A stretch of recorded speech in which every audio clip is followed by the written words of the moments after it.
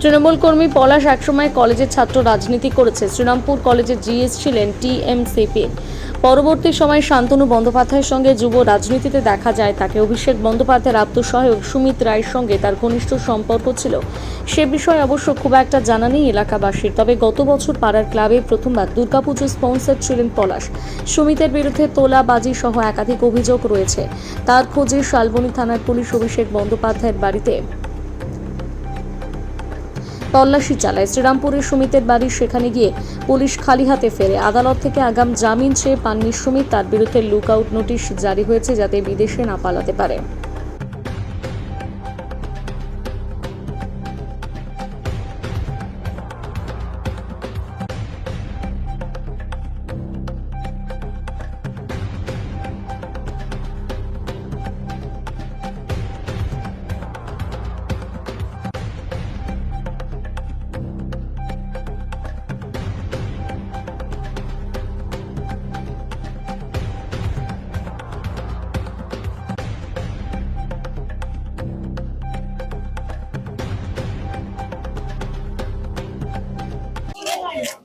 পাড়ায় তো ভালোই, কারোর সঙ্গে বিবাদ নেই, কিছু নেই। পাড়া হিসাবে তো ভালো।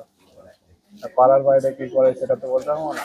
কালকে কখন এলো এই যে যারা আমি ছিলাম না, আমি দোকানে কাজ করি, আমি দোকান বন্ধ করে চলে গেছে। এসে শুনেছি যত 11:30 নাগাদ সবাই এসেছিল, এসে তুলে নিয়ে চলে গেছে? এসে তুলে নিয়ে গেছে। মানে কি কারণবশত সেটা জানি না। এই দাদা যেটা বললো সেই এক কারা এসেছিল কিছু পরিচয় দিয়েছিল? সিভিলে। আমি যত সময় দোকান থেকে ঘোরা করতে দেখছি দাদার ব্যবসার খাতিরে অনেক লোক আসে বাইরে থেকে, আমরা সেরকমই ভেবেছিলাম। মন মাথায় ভেরিফিকেশন করছিল, মোবাইলে কথা বলছিল দুজন, যেমনি আপনারা এসেছেন সেরকমই। তো আমরা ভেবেছিলাম এই দাদারই হয়তো কোনো কাস্টমার এসে বাইরে থেকে, যেহেতু এই ব্যবসা করে এনার কাস্টমার আসে, সেই হিসাবে হয়তো কেউ এসেছিল। সন্ধ্যেবেলা নাগাদ অনেকেই এসেছিল খুচখাচ নিয়ে মোবাইলে, যেরকম প্রতিদিন হয় সেরকমই। কিন্তু সেটা যে পুলিশ হবে যে রাতেবেলা সব কি আছে, তারা পরে ওর সার্চ করেছিল, ভেরিফিকেশন করেছিল, তারপরে হয়তো রাতে এসছে এরকম। আপনারা এখনো জানেন যে কোথায় আছে? না, কি বা কিছু কেন এসছে সেটাও বলতে পারবো না। আমি সবে শুনলাম আমাদের সিআইডি ফিআইডি হবে হয়তো। এই কেন এসছে বা কি নাম আপনার? আমার নাম মানিক, মানিক কি? মানিক বিশ্বাস। হঠাৎ করে দেখছি একদিন গাড়ি আসলো, গাড়ি এসে ওকে মানে দরজা ধাক্কা কি করলো, মানে ওর মাকে তো চিন্তা প্রথমে তো বুঝতে পারি, ওর মা তো হতভম্ব হয়ে গেছে যে কি ব্যাপার, কি আমরা সবাই দাঁড়ানো। কিছু মানে বুঝে ওঠার আগেই ওকে দেখলাম ওই উপরে ছাদে ছাদে গেল, সব মানে খুঁজলো। তারপরে প্রথমে পারছিল না, পাওয়ার পরে তারপরে পলাশকে মানে উপরে ছিল, ঠাকুর ঘরেই বেশি থাকতো, মানে খুব ঠাকুর ভক্ত খুব, তার আমার ভক্ত। যেহেতু আজকে আমার বুঝে ছেড়ে আছে তার জন্য হয়তো কাজ টাজ করছিল, যাই হোক উপর থেকে পেয়েছে ওকে। তারপরে তো নিচে দেখলাম, নিজে নিজে মানে ঘাড় ধাক্কা দিয়ে আমি অতটা খেয়াল করিনি। কিন্তু দাদা ছেলে হিসেবে খুবই ভালো। কি করতো জানেন? কি করতো? কলকাতায় কিছু একটা প্রাইভেট বা কিছু একটা করতো, আমরা সেরকম জানতাম না। মেডিকেলের রিপ্রেজেন্টেটিভের কাছে তৃণমূল পার্টির সাথে হ্যাঁ হ্যাঁ হ্যাঁ, তৃণমূল পার্টি ছিল, দেখুন পার্টি বিজেপি, এইটা কোনো কথা না। কিন্তু মেডিকেলের এই হিসাবে অনেক কিছু পেয়েছে যখন নিয়ে যাচ্ছিল, দেখেছেন হাতে করে? শুধু ওকে নিয়ে গেছে? হ্যাঁ, শুধু ওকে নিয়ে। খুব ভালো ছিল। কি নাম আপনার? কি নাম? প্রতিবেশী? কালকে রাত্রিবেলা আমি জানতে পারি যেরকম ওদের বাড়িতে পুলিশ ঢুকেছে, এবং কি ঘটনা কি বৃত্তান্ত পুরো বিষয়টা আমি জানি না ব্যক্তিগতভাবে। এবার পরে আমি যখন রাত 11:30টার পরে যখন ওদের বাড়িতে ঢুকি, যে কী হয়েছে ওর মাকে বা বাবাকে জিজ্ঞাসা করি, বললো যে আমাদের কিছু পুলিশ জানায়নি। আসলো, এসে ঘর ফরগুলো খুঁজলো, খুঁজে যখন দেখলো যে ও পাচ্ছে না, তখন ছাদ থেকে নাকি ওকে নিয়ে টোটাল ধরে নিয়ে চলে যায়। এবং কোথা থেকে এসছে, কারা এসছে, কি ব্যাপারে ধরেছে, এগুলো পুরো অজানা। এগুলো কেউই জানে না, পাড়ার লোকও জানে না। এবং আমরা যেটুকুনি জানি, ছেলে হিসাবে ভালো ছেলে, কোনোদিন আমরা কোনো রকম অসামাজিক কার্যকলাপের মধ্যে আমরা দেখিনি কোনোদিনও। এবং ভিতরে কি ব্যাপার আছে না আছে সেটা তো আমরা বলতে পারবো না। এবং শুনলাম নাকি একটা বিজনেস বা কোনো একটা প্রাইভেট কোম্পানিতে একটা জব করতো, সেটা শুনেছি। কিন্তু তারপরে যে পিছনে কি করতো না করতো এটা আমাদের পক্ষে অজানা। আমরা যেটুকুনি জানি যে ছেলে হিসাবে ভালো ছেলে, কারোর সঙ্গে সবার সঙ্গেই মিলেমিশে চলতো, এবং পাড়াগত হিসাবে ওর ভালো সুনাম আছে, এইটুকু। কি চাইছেন আপনারা, কি চাইছেন? আমরা চাইছি যে বিষয়টা হচ্ছে যে আমরা এখনো পর্যন্ত অজানা যে ভালো ছেলে কি ব্যাপারে কি ঘটনা ঘটলো, কেনই বা পুলিশ ধরলো, যে এইটা আমাদের কাছে একটা জানার বিষয় আছে। কি দল করছে? ও আমরা যেটুকুনি জানি ও তৃণমূলটা করতো, আমি বিজেপি করি। এই যে বিভিন্ন জায়গায় দেখা যাচ্ছে যে তৃণমূলের যারা রয়েছে তাদেরকে গ্রেপ্তার করা হচ্ছে, আটক করা হচ্ছে বিভিন্ন জিজ্ঞাসাবাদের জন্য, কি বলবেন আপনাদের এলাকায় যদি তৃণমূল একজন দেখুন, বিষয়টা হচ্ছে এখন কারা কিভাবে জড়িত আছে, কোথার দিকে জড়িত আছে, কি বৃত্তান্ত, এটা আমাদের পক্ষে বলা সম্ভব না। কিন্তু আমরা একটা কথাই বলবো, আইন আইনের পথে চলবে। সে যদি নির্দোষ হয় নিশ্চয়ই সে ঘরের ছেড়ে ঘরে ফিরে আসবে। স্থানীয় থানায় খবর দিয়েছেন যে স্থানীয় থানায় হয়তো ওই স্থানীয় থানাতে ইনফর্ম করেছেই, নাহলে পুলিশ কি করে ঢুকবে বা যাই আসুক না কেন। না কালকে জিজ্ঞেস করা হয়েছে, আমার নাম হচ্ছে সুখেন পাল। করেনি, করেছিল। কালকে পর্যন্ত আমি কোনো কিছু জানি না। আমি যেরকম কাজের থেকে বাড়িতে এসেছি, খেয়ে দিয়ে 7:30 8টার সময়, অন্যান্য দিন যেরকম আমি কাজের থেকে এসে আমার প্রতিবেশীদের সাথে যে একটুখানি কথাবার্তা বলি বাই করি, কালকে আর না। প্রচুর ক্লান্ত শরীরে স্নান করে এসে ঘুমিয়ে পড়েছি 8:30 9টার মধ্যে। কালকে খাইও নি এবং খাওয়ার দাওয়া নেই, ঘুমিয়ে পড়েছি। আজকে সকালবেলাতে ওই 7টা নাগাদ আমার ঘুম ভেঙেছে, মানে এতটাই ক্লান্ত। ঘুম ভাঙার পরে আমার পরিবার আমাকে বলছে যে এরকম পলাশকে নিয়ে গেছে। এবার পলাশকে নিয়ে গেছে, কি পারপাস নিয়েছে, কোথা থেকে নিয়েছে, কারা নিয়েছে, যে পুলিশে নিয়ে গেছে। আমি এসে দাদাকে জিজ্ঞেস করলাম যে কি ব্যাপার, কি হয়েছে। দাদা বললো যে এরকম ওকে নিয়ে গেছে পুলিশ। আমি বললাম যে কোথায় নিয়ে গেছে, কি পারপাস নিয়ে গেছে, কেন নিয়ে গেছে, তারা উইদাউট একটা ইনফরমেশন তো দেবে যে হ্যাঁ আমরা লোকাল থানা থেকে আসছি বা কোথা থেকে। বলছে কিছুই জানায়নি, আমরা জানি না। আমি বৌদিকেও জিজ্ঞেস করলাম যে তাহলে এখন উপায়, কোথায় যাবে তোমরা। বললো যে বোধহয় খুব সম্ভবত ভবানী ভবনে নিয়ে গেছে নাকি। এখন আমার দাদা পরিষ্কার যে ও এই সমস্ত বিষয়ে অজ্ঞ, মানে কিছুই জানে না। আরও খুবই নিরীহ ছেলে, আপনি খোঁজ নিয়ে আশপাশে দেখতে পারেন যে এই পরিবারের সঙ্গে আজ পর্যন্ত ওদের পাড়া প্রতিবেশী কারোর সঙ্গে একটা মানে যেটা হয় স্বাভাবিকভাবে, সেরকম কিছুই নেই। তা আমার দাদারও এরকমই একই, যে ও কাজ করে এসে বাড়িতে প্রতিদিন। কি কাজ করে? ও চুচুড়া কোর্টে একটা চায়ের দোকান আছে।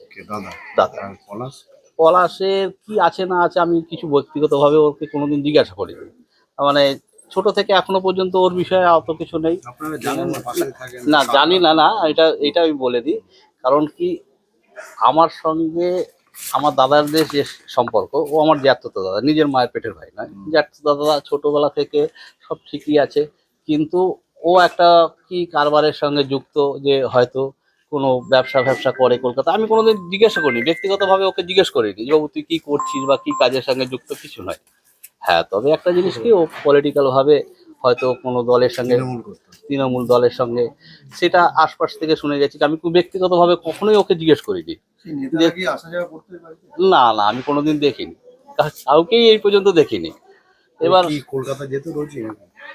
হ্যাঁ, এটা যেহেতু বলা যেতে পারে যে আপনি কখনো শোনেননি যে এরকম ধরুন অমুক নেতা বা অমুকের সাথে না না না, কোথাও কখনো এরকম ভাবে যে আমার আশপাশে বাড়িতে, আমি তো দূরে, নিজের ব্যবসা ছিল নাকি কোনো কোথাও চাকরি করতো? এটাও আমি ঠিক বলতে পারবো না। মানে যে ওর মানে ব্যক্তিগতভাবে যে কোনো কর্পোরেট কোম্পানির সঙ্গে যুক্ত, সেটাও নয়।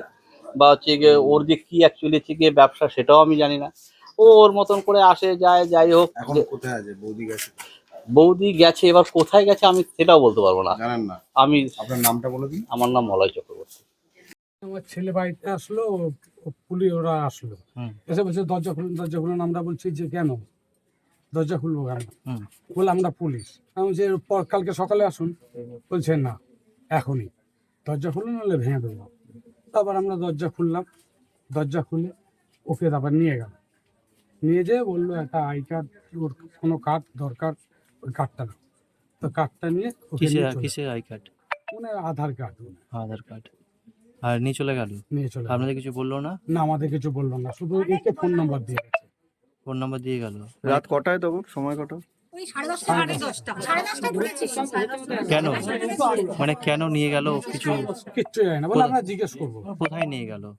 সেটাও আমরা বলতে পারবো না। তাহলে আপনারা যোগাযোগ করবেন কি করে যদি অন্য কোথাও বা এই যে ফোন করে উনি বলছে, ফোনে সেখানে যাচ্ছে। কোথা থেকে এসেছিল বলেছিল?